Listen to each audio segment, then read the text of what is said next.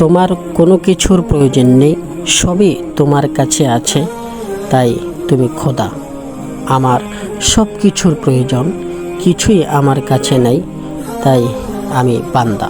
প্রিয় দর্শক, আশা করছি সকলে ভালো আছেন। আজকে এই ভিডিওর ভিতরে আমরা জানবো যে মাহে শাবান, রমজান মাসের আগের যে মাসটি, সেই মাসটিকে বলা হয় শাবান মাস। এই শাবান মাসের ফজিলত সম্পর্কে আলোচনা করব এই ভিডিওর মধ্যে। আমি আছি আপনাদের সাথে পুরো ভিডিও জুড়ে, কারি কাউসার বিন জামাল। আপনারা দেখছেন জানার মহল। প্রিয় দর্শক, মাহে শাবান সম্পর্কে যে সমস্ত ফজিলতের কথাগুলো বলা হচ্ছে, ওই ফজিলত কী ওগুলো শুধু নবী করিম সাল্লাল্লাহু আলাইহি সাল্লাম এর দুটি হাদিসে মোবারকার মধ্য থেকে জানা যায়। মাহে শাবানের ফজিলত সম্পর্কে দুটি হাদিস, দুটি রাওয়ায়াতি রয়েছে, যেটি মুত্তাফাকুন আলাইহি রাওয়ায়াত, অর্থাৎ সহিহ মুসলিম, সহিহ বুখারীর বর্ণনা। যে আম্মাজান আয়েশা রাদিয়াল্লাহু তাআলা আনহা বলেন যে নবী করিম সাল্লাল্লাহু আলাইহি ওয়াসাল্লাম শাবান মাসের মধ্যে এত বেশি রোজা রাখতেন যে আমরা মনে করতাম যে নবী করিম সাল্লাল্লাহু আলাইহি সাল্লাম আর মনে হয় রোজা ছাড়বেন না। এই শাবান মাসের মধ্যে পুরো মাসটাই নবী করিম সাল্লাল্লাহু আলাইহি সাল্লাম রোজা রাখবেন। আবার মাঝে মাঝে রাসূল সাল্লাল্লাহু আলাইহি সাল্লাম রোজা ছেড়ে দিতেন, রোজা রাখতেন না। আমরা মনে করে নিতাম যে মনে হয় রাসূল সাল্লাল্লাহু আলাইহি সাল্লাম আর মনে হয় এই মাসের মধ্যে রোজাই রাখবেন না। আম্মাজান আয়েশা রাদিয়াল্লাহু তাআলা আনহা বলেন যে আমি দেখেছি যে নবী করিম সাল্লাল্লাহু আলাইহি সাল্লাম শাবান মাসের মধ্যে পুরো মাসটাই রোজা রাখতেন। শাবান মাস এবং রমজান মাস, এই দুটি মাস পুরো মাস রাসূল সাল্লাল্লাহু আলাইহি সাল্লাম রোজা রাখতেন। তো প্রিয় দর্শক, এই হাদিসের দ্বারা বোঝা গেল যে রাসূল সাল্লাল্লাহু আলাইহি সাল্লাম রমজান মাস ছাড়া, রমজান মাস ব্যতীত শাবান মাসে বেশি রোজা রাখতেন, আবার মাঝে মাঝে ছেড়ে দিতেন। তো এখন যদি কেউ শাবান মাসের মধ্যে কোনো আমল করতে চায়, তাহলে তার জন্য করণীয় হচ্ছে সে যেন বেশি রোজা রাখেন। তবে এখানে একটি কথা বলাটা আবশ্যক, সেটা হচ্ছে যে শাবান মাসের মধ্যে এত বেশি রোজা রাখাটা উচিত নয়, যার দ্বারা রমজান মাসের মধ্যে রোজা রাখতে গিয়ে সমস্যা হয়ে যায়।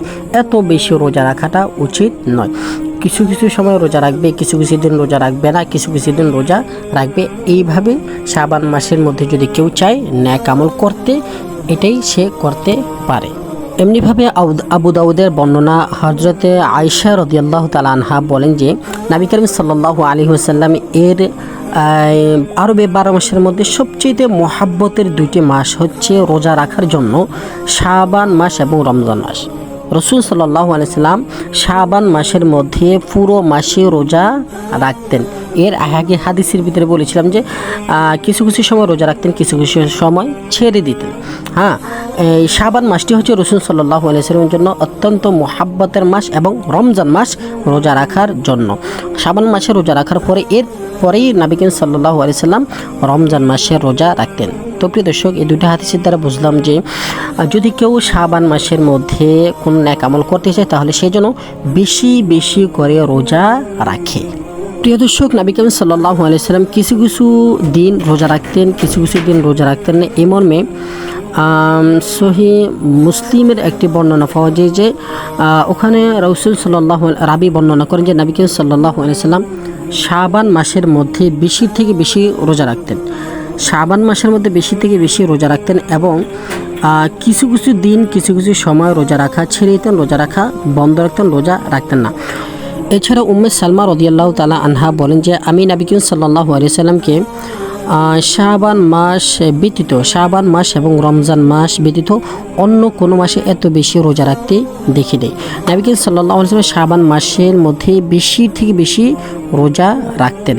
তো প্রিয় দর্শক, এই হাদিসটির মধ্যেও আমরা জানলাম যে শাবান মাসের ফজিলত যদি আমরা পেতে চাই, তাহলে কি নেক আমল করাটা দরকার, প্রয়োজন। আশা করছি শাবান মাসের মধ্যে যদি আমরা বেশি থেকে বেশি রোজা রাখি, তাহলে শাবান মাসের যে ফজিলত রয়েছে ওই ফজিলত আমরা পাবো, ফজিলতের সীমাবদ্ধতার মধ্যে অন্তর্ভুক্ত হতে পারবো। এখন একটি প্রশ্ন জাগে যে নবী করিম সাল্লাল্লাহু আলাইহি সাল্লাম শাবান মাসের মধ্যে এত বেশি রোজা কেন রাখতেন? শাবান মাসের মধ্যে রাসূল সাল্লাল্লাহু আলাইহি ওয়াসাল্লাম এত বেশি রোজা কেন রাখতেন? উসামা বিন যায়েদ রাদিয়াল্লাহু তাআলা আনহু থেকে বর্ণিত, তিনি বলেন যে সাহাবায়ে কেরামরা নবী করিম সাল্লাল্লাহু আলাইহি ওয়াসাল্লামকে প্রশ্ন করেছিলেন যে ইয়া রাসূলুল্লাহ, আপনি শাবান মাসের মধ্যে এত বেশি রোজা কেন রাখেন? এত বেশি রোজা রাখাটার কারণ কি? তখন নবী করিম সাল্লাল্লাহু আলাইহি সাল্লাম বলেন যে মানুষ রজব এবং রমজান মাসের মধ্যখানে যে শাবান মাসটি রয়েছে, এই শাবান মাসের মধ্যে বেশি গাফলিত করে রোজা রাখার ব্যাপারে শাবান মাসের মধ্যে কি বেশি গাফলি করে। অথচ আল্লাহ পাক রব্বুল আলামিনের কাছে এই শাবান মাসের মধ্যেই আমল পেশ করা হয়।